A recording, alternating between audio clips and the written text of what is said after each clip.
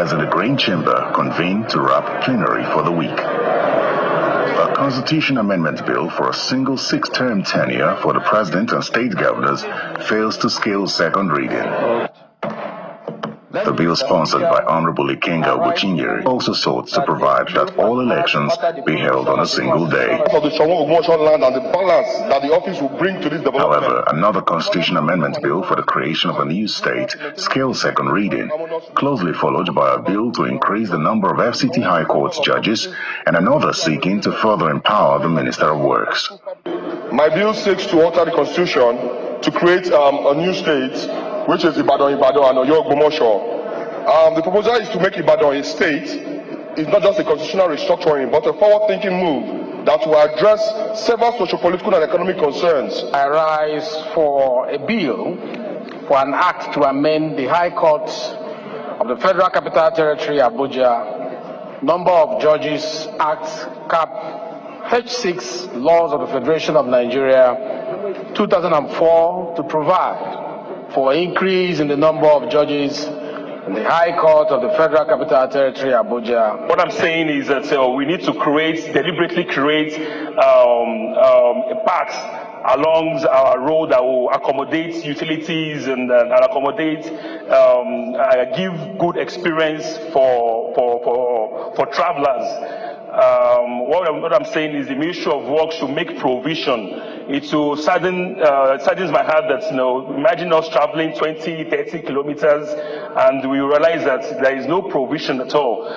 The House then adopts a motion on the need to investigate the activities of anti-corruption and transparency units in all MDAs in the country. Aware that the unit is supposed to be watchdog all anti-corruption division service, with the responsibilities of monitoring the activities of federal government, ministries, departments, and agencies, and reporting any matter that is regarded as corrupt practice to the ICPC for further actions.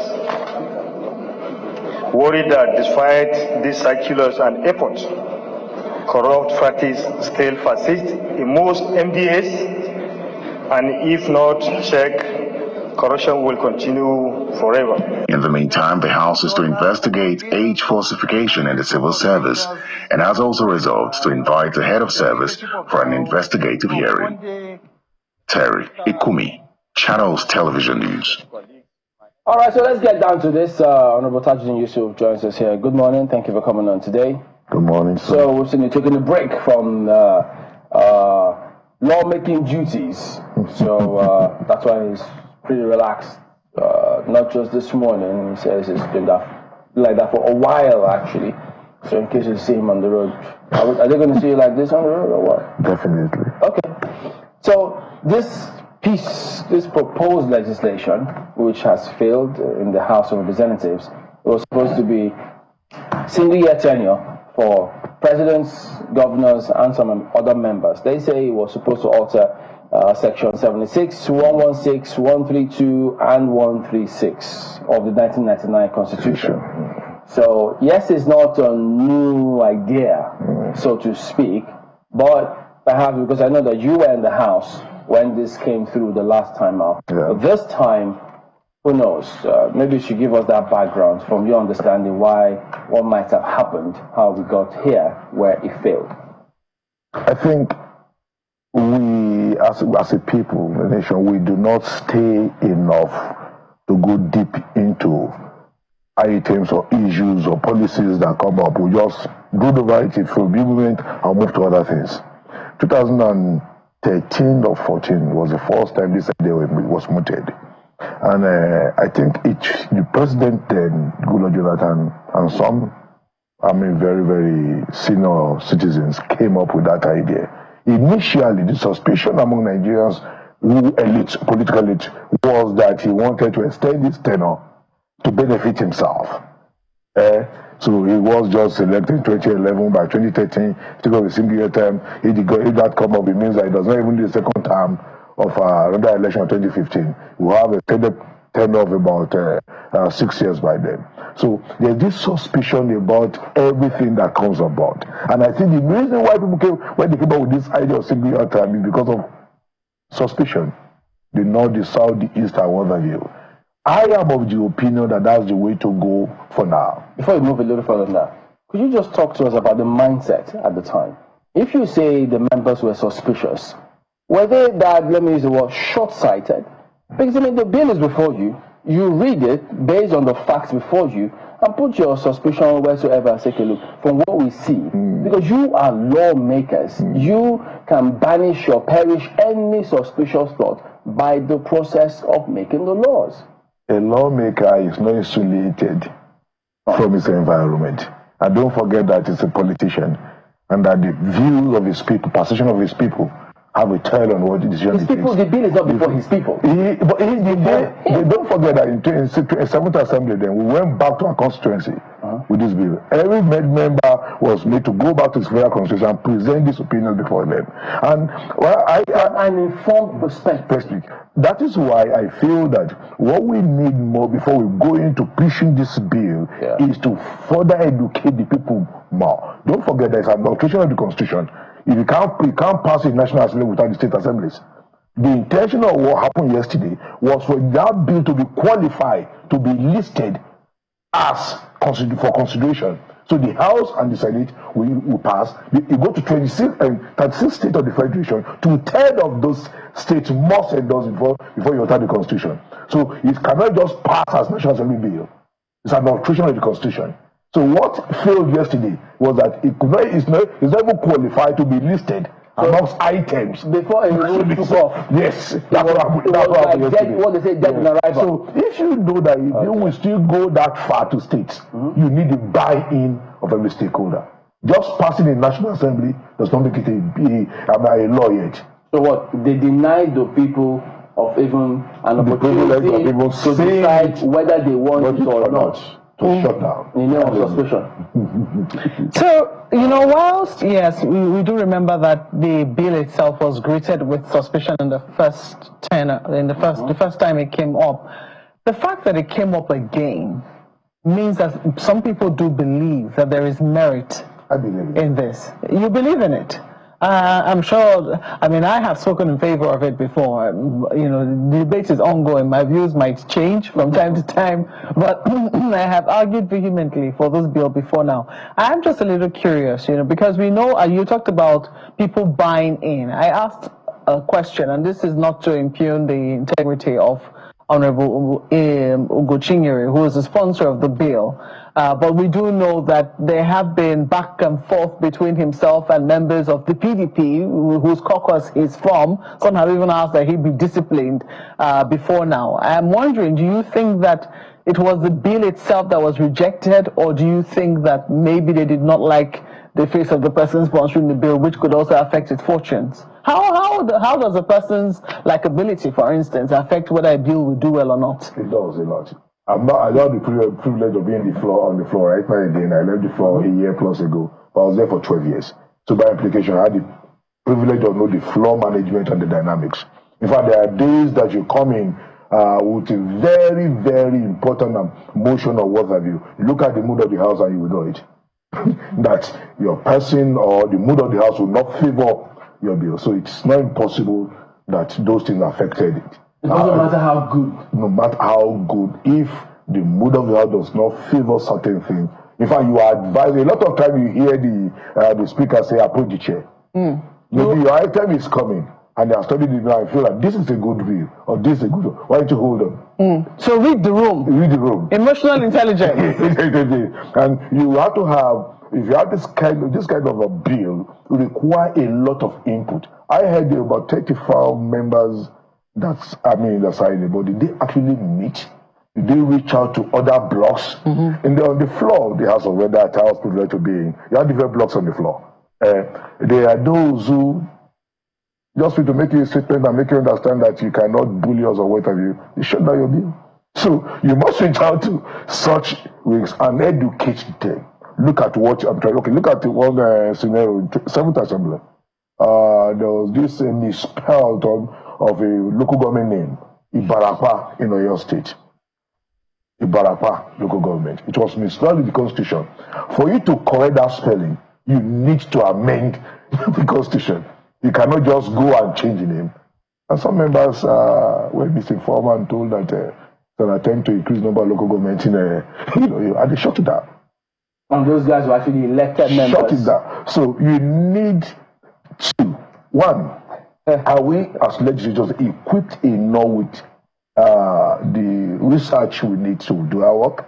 And when they are available, do we take advantage of this research? It sounds like a joke, though. So when you get to the floor and the matter comes, are you equipped enough to tackle it? Let me ask. Yeah.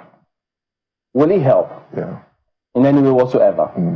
If, for instance, they say the qualification for lawmakers there is what? I think it's not school cert or something like that. If it's a little higher, would it be a little more perceptive? Would it change the mindset and say, okay, well, look, we can actually look at the bill. We've heard lawmakers say categorically on national TV, I've not read this bill, but we don't like it. It is not about the educational background. So what is it? It's about, I talked about the different cleavages and different things that happen in Nigeria. Power, for now, is seen as the most important commodity and the means to get things to your area in Nigeria. If you are in power from social region, it's expected that at that particular time, your people enjoy the largesse. Until we understand that power should be used for the general good of all, irrespective of where you come from. So if Mr. A is there, you heard the story. In fact, if he's not even doing anything bad yet, some other group are already prepared because they want power to come to their head. And they consciously make sure that whatever you do is attacked. So that I tell people that why I support this bill is that you go into office as an executive for 4 years. It's a 4 year still. First 1 year, you are learning the road, trying to get this place. The second year, you are about to work, they are reminding you of next election. So by implication, in that first 4 years, you have maybe 1.5 years of efficient and real work. By the time you are finished election second term, you are settling to it, people are reminding you are leaving office.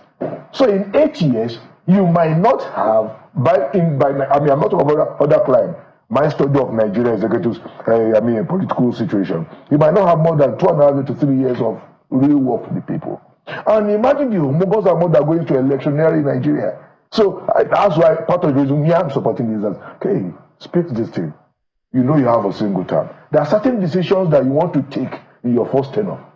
They will start reminding you the third year that election is coming.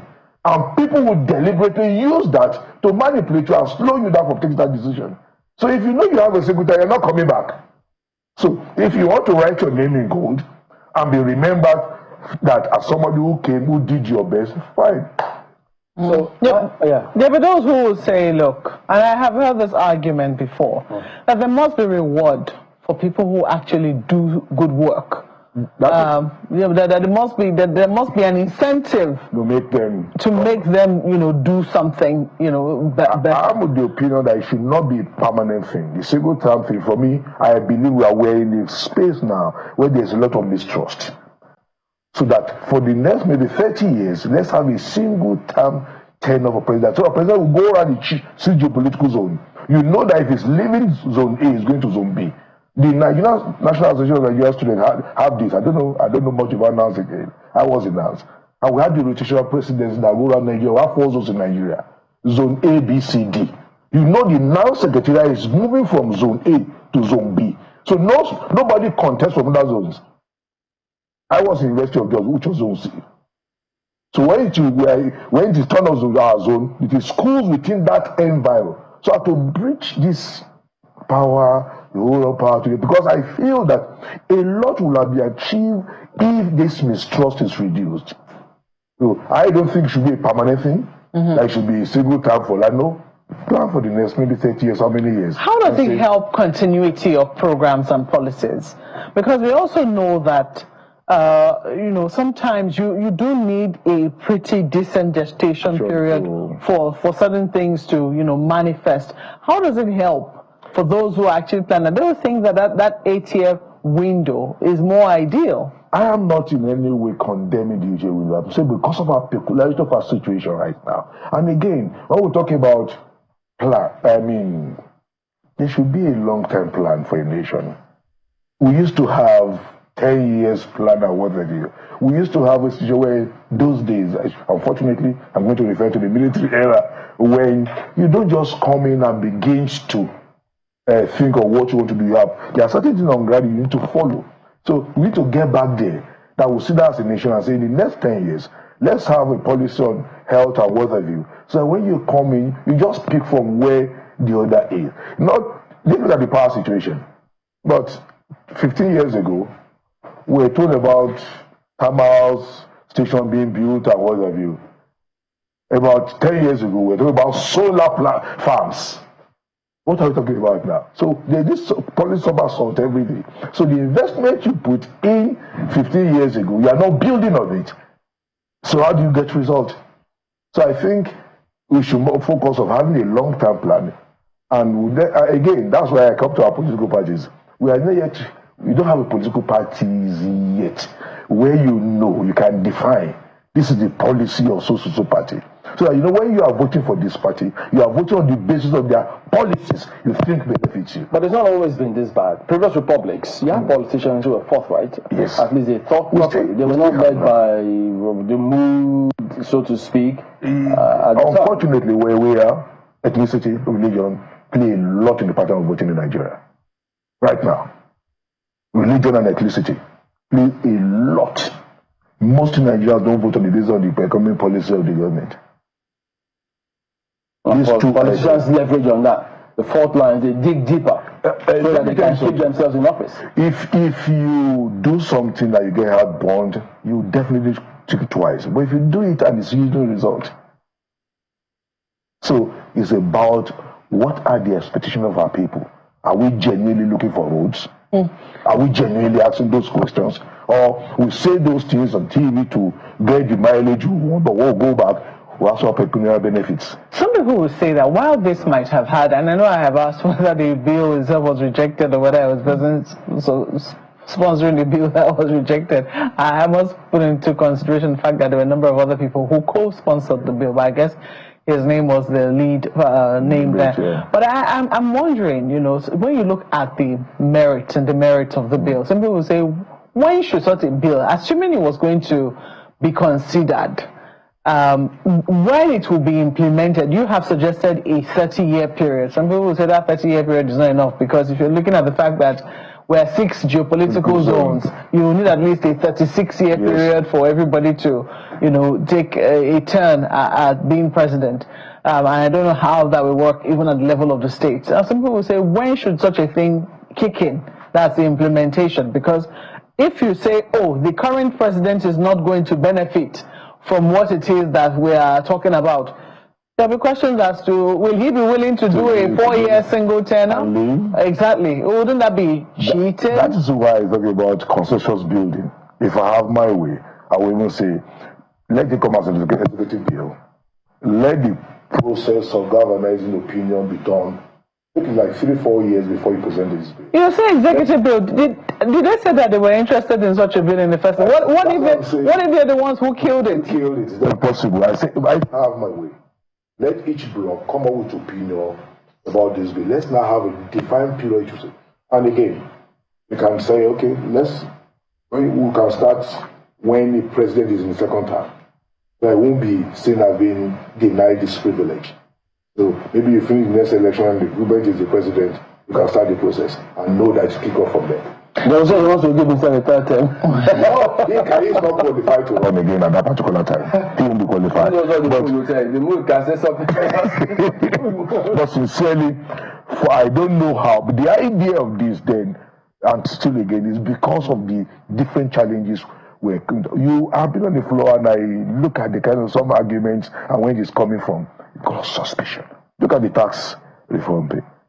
I am not an expert in tax and in economics, but I know a bit of it. I know that it is not as bad as being described, but because there is a suspicion about certain things, some people have not read it. And again, the fact that the government economic policy to me has not been the best, because it took decision before looking at the best way to ameliorate the suffering of the people. I'm for subsidy removal. But I'm not for it to be taken out before to go CNG and all those things. I expect them to have a period of say 1 year, subsidy will go, but look at the subsidies you are bringing in to cushion the effect. But you took out subsidy and now start bringing this in. And you know, economics is defined as study of human behavior. You believe Thomas Malthus's theory, the British. My mother does not think that way. My mother does not know interest rate. But my mother understands that if transport from here to here increases, she increases her goods. And the average British person or European know that if there's CNG gas in your car, you cannot charge like petrol. But in Nigeria, go to the bank. CNG cars will charge you. CNG or not? They will charge you the same price as petrol. So you must put the consideration. This not those PowerPoint IMF positions. Come back home, look at our behavior, and tailor your policy to make sure you maximize the benefit that's therein. Talk a little bit more about this tax, which you mentioned, because the circumstances or dynamics of that appears to be different from this bill that failed before the House, in the sense that tax, that amendment which they were seeking, it's not going to go all the way to the state houses of assembly. Yeah. It stops within the National Assembly. Yeah. Because if you were going to go to the states, that's where the governors can say, no, we want this, and chances are that they likely will have their way. But in this case, much as the governors have said, we don't want certain things, but we've heard some lawmakers say, no, this particular one, we will pass it, we won't care what the governors say. How does that play out? I think the governors and stakeholders who have anything about the tax reform should go into the debate, get into the National Assembly and make sure that they make their contribution. But I don't think the bill should be thrown out in entirety. That's my opinion. There are areas of the bill that I've looked at and I don't think it's as bad as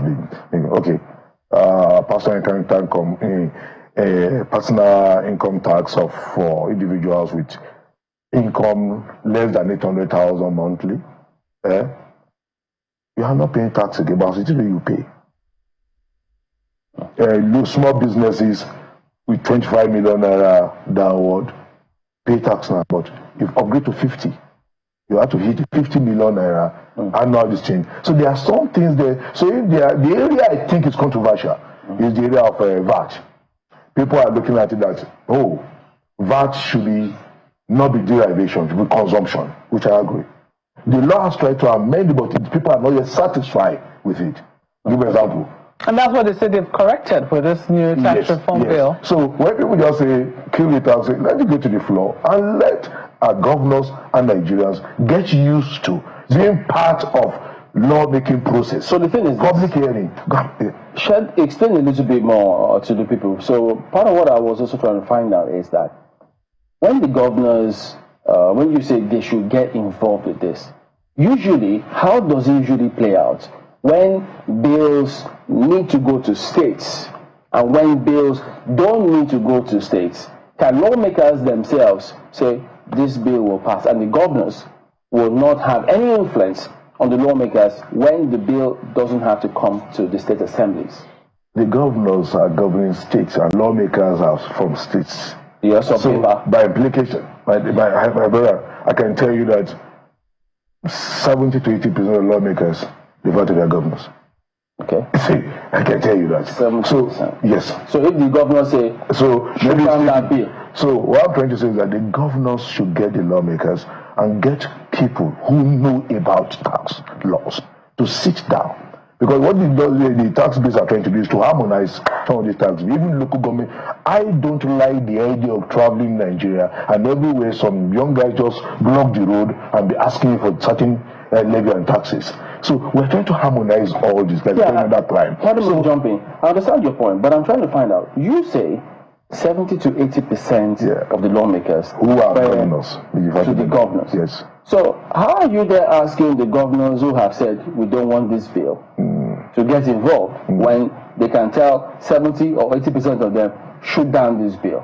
They can't do that. If they tell them to shoot it down, then they won't pass. Believe me, if they work with their lawmakers, they'll shut it down. Let me give you a question. What if the executive says, no, we want this bill passed? And the governors say, no, we don't. You must have the number of the governors. And don't forget, Some governors, I'm sorry, with due respect to somebody, a lot of them, are in such meeting where you say shut it down. They don't believe in that shutdown. They might go behind and do something else. Let me give you a classic example. During 2014, we had this crisis about benchmark of the budget, 2014 budget. Okojiwala was Minister for Finance, the Coordinating Minister. And the chairman of the certain committees in the House met with her, reached an agreement on what should be the ideal benchmark, what the federal government brought, and what the House feels should be the benchmark. There was a gap on the floor. When it was supposed to pass MTF, when it was supposed to pass the MTF, some governors do call some of their lawmakers who were part of the agreement to vote against it, and they voted against it. I don't want to mention names. We were angry. We felt it was policy taking too far. That was when APC was being galvanized. So they need to make a statement that certain things failed in National Assembly. Some who could do study walked out of the meeting. They felt that we took this decision together and this is the ideal thing. But because the political bloc outside wanted to do otherwise, they walked out. Do you think... And some stayed back, looked at the camera and voted against it. Sometimes you have to ask, where are the integrity of our lawmakers? But I'm a little curious. Our lawmakers. I'm a little curious. Do you think then that governors could also have had a hand in this? Because, yes, we're just looking at all the scenarios, and I don't want to say we're looking at speculation, but here we are, a single tenure bill, which is also going to affect the governors, by the way. It did not really create a lot of ruckus, but before now, we had listened to a number of, especially young lawmakers, who were quite optimistic that this will be something that will be ideal. At least I have heard some lawmakers, some young lawmakers, who were quite optimistic. So it's a shame to see that, it didn't pass. Do you think that the governors too could have had a hand in it? I told you that a lot of things play on the floor. The House just reconvened from recess. They're just coming in. Are you sure that these lawmakers reach out to their colleagues adequately about this bill? Two, it's not impossible that governors and other stakeholders who are not comfortable with the bill reach out to their members. And in the mood of the House, it is possible that there was a bill or a motion that was on the floor, and those who are involved in this particular bill play some funny role in the killing or passage of a bill. And people are waiting for them to pay back. That's funny thing about the mood of the House. You can be caught in the emotion or the funny thing that happened at that particular time. However, this is an important legislation. That's what I'm saying. That I expect a lot of robust discourse before you bring this to the floor. I'm wondering, do you think if someone as high up the ranking, and I know ranking is very important for Honorable Go Jr. is a first-time lawmaker. Yeah. I do not know what quality of people, also, what the ranking of those who co-sponsored it are. But do you think that the ranking could have affected this? For instance, if this were a speaker's bill, would it feel like this? It might, I might not feel. One of the things the ranking does is that experience. You look at the mood, you can stand up and withdraw your bill at the middle of the debate. So you stop it from being killed, so you have time to go and walk. That's what ranking does. Okay, if it's killed, yes, it can't come back again. This is withdrawn. If it's withdrawn, you can go and walk. You can't.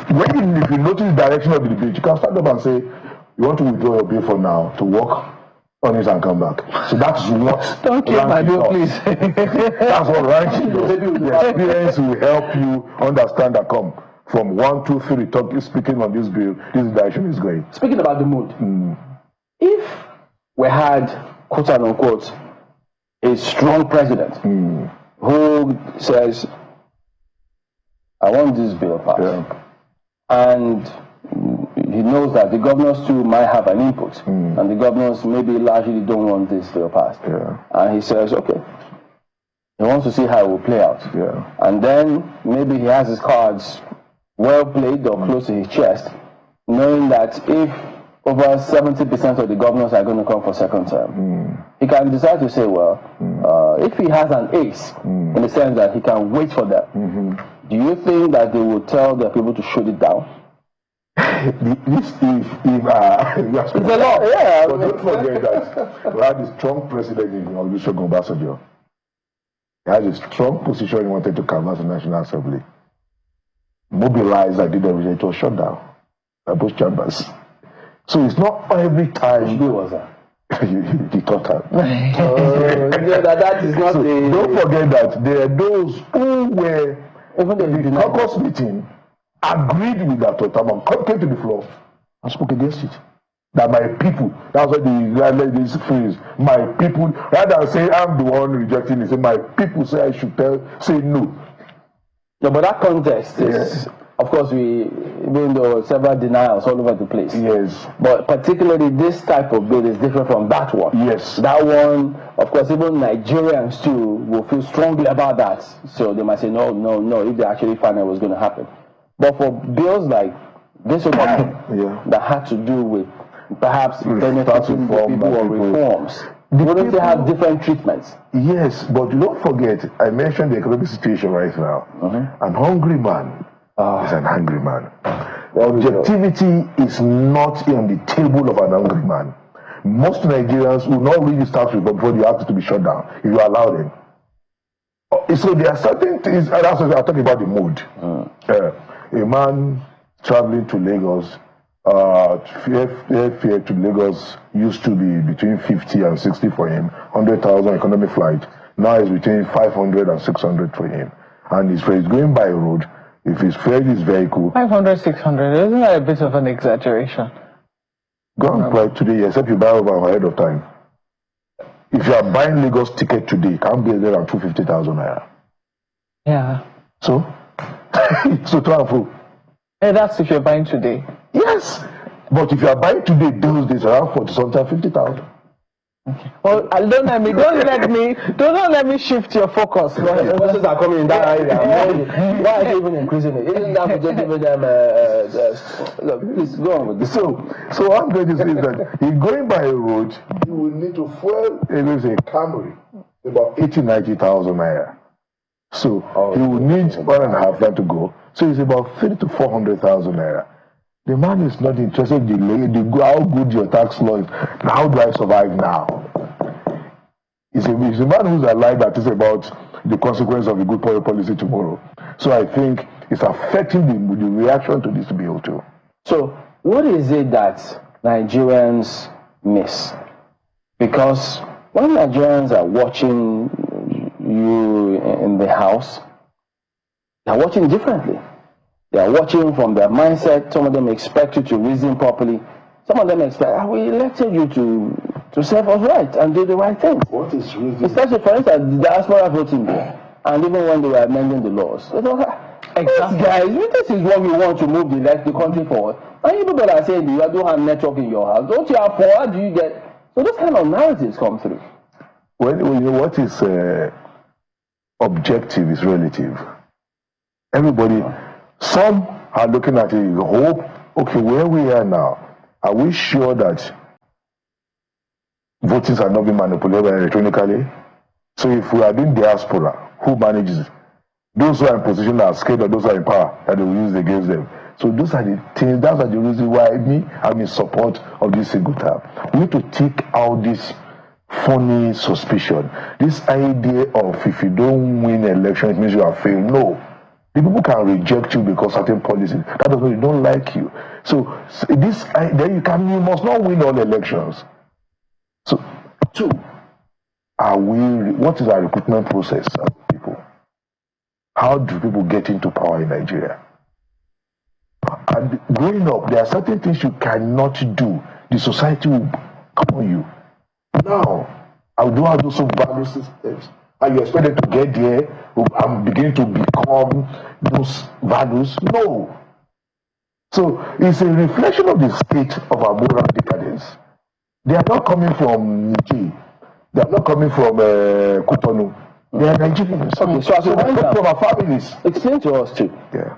Why is it that when politicians are coming from the people, because they are always usually on the same hymn sheet with the people, they support them, they say the same things. Yeah. When they get into offices, either maybe as governor, House of Reps, president, whichever way, it's a different kettle of fish entirely.